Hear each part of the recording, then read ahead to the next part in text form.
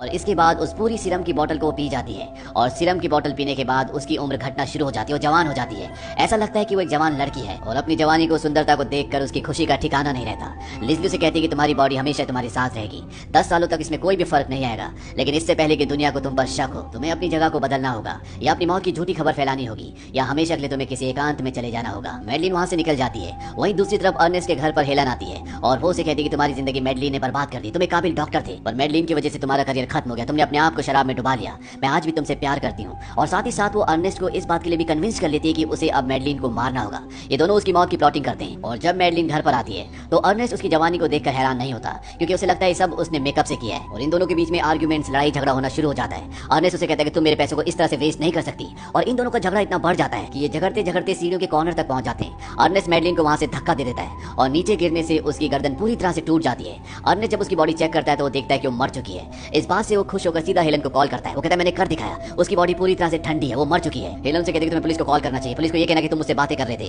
तभी तुमने एक चीख की आवाज सुनी, और जब तुमने पीछे देखा तो वहां पर मैडलिन गिरी हुई थी, ये पूरा एक एक्सीडेंट लगेगा। और तभी पीछे से उसे आवाज आती है अर्नेस्ट, और जब वो पीछे देखता है तो वहां पर मैडलिन होती है। अर्नेस्ट मैडलिन को देखकर पूरी तरह से डर जाता है, क्योंकि अभी भी उसकी गर्दन पूरी तरह से टूटी हुई होती है, यानी कि उसका फेस जो आगे की तरफ होना चाहिए था अब वो पीछे की तरफ है, लेकिन वो अच्छे से चल फिर रही होती है, बातें कर रही होती है। और जब खुद मैडलिन को एहसास होता है तो वो कहती है कि मुझे नहीं पता कि मेरे साथ क्या हो गया, और वो अपनी गर्दन खुद सीधी कर लेती है। इसके बाद अर्नेस्ट उसे हॉस्पिटल लेकर आता है, और जब हॉस्पिटल में डॉक्टर उसकी बॉडी का चेकअप करता है तो वो देखता है कि उसकी गर्दन की हड्डी टूट चुकी होती है, साथ ही साथ उसकी बॉडी में कई सारे फ्रैक्चर्स होते हैं, उसके दिल की धड़कन बंद है, और उसकी बॉडी का जो टेम्परेचर है वो 80 से कम है। और ऐसा तभी होता है जब कोई इंसान मर जाता है। डॉक्टर इस बात से पूरी तरह से कंफ्यूज हो जाता है और वहां से निकल जाता है। और अर्नेस्ट जब उसकी बॉडी को चेक करता है तो वो देखता है कि उसकी बॉडी पूरी तरह से ठंडी होती है, और वो मैडलिन को कहता है कि तुमने अपने साथ क्या किया, तुमने लॉ ऑफ नेचर को तोड़ा है। और वो भी उस कैबिन से बाहर निकल जाता है। मैडलिन ये सब सुनकर बेहोश हो जाती है, लेकिन कुछ ही देर बाद वहां पर अर्नेस्ट दोबारा आता है। वहां पर एक डॉक्टर होती है और वो डॉक्टर से पूछता है कि यहाँ पर जो पेशेंट थे वो कहाँ है। वो कहती है कि मैं समझ सकती हूँ, लेकिन अब वो जिंदा नहीं है, इसीलिए उसकी डेड बॉडी को मुर्दा घर भेज दिया गया है।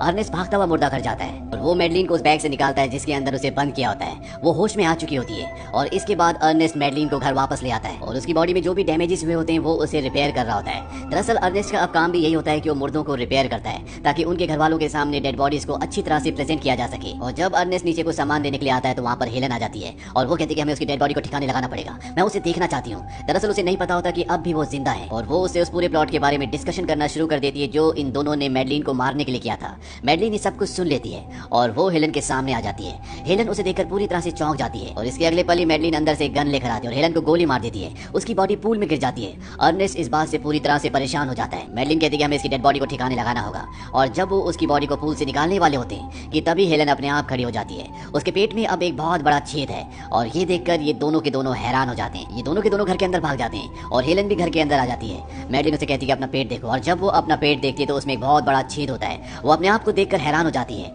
और यहाँ पर इन दोनों को पता चल जाता है कि इन दोनों ने वही सीरम पिया है जिस वजह से ये दोनों जवान हैं, और ना ही इनके अंदर इनकी आत्मा है, यानी कि ये मर चुकी हैं, लेकिन फिर भी ये चल फिर सकती हैं, बातें कर सकती हैं। अब इन दोनों के बीच में लड़ाई होना शुरू हो जाती है और इन दोनों को एक दूसरे से जो भी शिकायतें होती है एक दूसरे को कहती हैं, और बाद में ये दोनों अपनी अपनी गलतियों को एक्सेप्ट कर लेती हैं और पुरानी सारी बातें भूलकर अब ये दोनों एक साथ हैं। ये दोनों दोस्त बन चुकी हैं। ये दोनों ऊपर जाती है जहाँ पर अर्नेस्ट इस घर को छोड़कर जाने की तैयारी कर रहा होता है। मैडलिन अर्नेस्ट को कहती है कि तुम अभी नहीं जा सकते, क्योंकि मैंने हेलन को वादा किया कि तुम उसे रिपेयर करोगे, उसे ठीक करोगे। हेलन कहती है कि मैडलिन की बॉडी को भी रिपेयर की जरूरत है, क्योंकि उसकी गर्दन भी टूट चुकी होती है। वो कहता है कि ठीक है, तुम जो कहोगे मैं करने के लिए तैयार हूँ, लेकिन तुम्हें मुझसे वादा करना होगा कि तुम दोनों को ठीक करने के बाद मैं हमेशा के लिए यहाँ से चला जाऊंगा, ना तुम कभी मुझे ढूंढोगे, ना मेरे बारे में कुछ पता करने की कोशिश करोगे। ये दोनों अर्नेस्ट की शर्त को मान जाती हैं और अर्नेस्ट इन दोनों को पूरी तरह से रिपेयर कर देता है। जैसे पहले थी बिल्कुल ये दोनों वैसी हो जाती हैं। और अब इन दोनों को ख्याल आता है कि अगर इनकी बॉडी में दोबारा से इस तरह के डैमेजेस हुए तो उन्हें कौन ठीक करेगा। इसीलिए फैसला करते हैं कि जो सीरम इन दोनों ने पिया है ये उसे अर्नेस्ट को भी पिलाएंगी, ताकि वो हमेशा इनके साथ रह सके, और जब भी इनकी बॉडी को रिपेयर की जरूरत हो तो वो इनकी बॉडी को रिपेयर कर दे।